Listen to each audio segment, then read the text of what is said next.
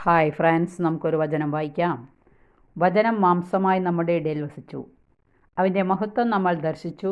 കൃപയും സത്യവും നിറഞ്ഞതും പിതാവിൻ്റെ ഏകജാതൻ്റേതുമായ മഹത്വം. ഇത് യോഹന്നാൻ എഴുതിയ സുവിശേഷം 1-ാം അധ്യായം 14-ാം തിരുവചനം. വചനം പറയും, നമുക്ക് ശ്രദ്ധിക്കാം.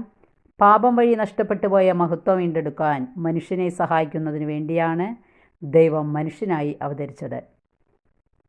ആദ്യത്തെ വഴിതെറ്റിച്ച അതേ പിശാച് ലോകമഹത്വം കാണിച്ച് യേശുവിനെയും വഴിതെറ്റിക്കാൻ ശ്രമിച്ചു. എന്നാൽ യേശു പിശാചിൻ്റെ പ്രലോഭനങ്ങളെ പരാജയപ്പെടുത്തിക്കൊണ്ട് തൻ്റെ ദൈവമഹത്വം നിലനിർത്തി. മനുഷ്യനായി അവതരിച്ച യേശു പിതാവായ ദൈവത്തിൻ്റെ മഹത്വത്തിൻ്റെ വെളിപ്പെടുത്തലാണ്. യേശുവിനെ അറിഞ്ഞ് തിരുവചനാനുസരിച്ച് ജീവിക്കുന്നതാണ് മഹത്വത്തിൻ്റെ ജീവിതം.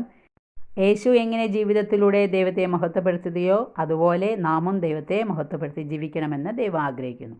വചനം ഇഷ്ടപ്പെട്ടെങ്കിൽ ലൈക്ക് ചെയ്യുക. Okay, thank you, by.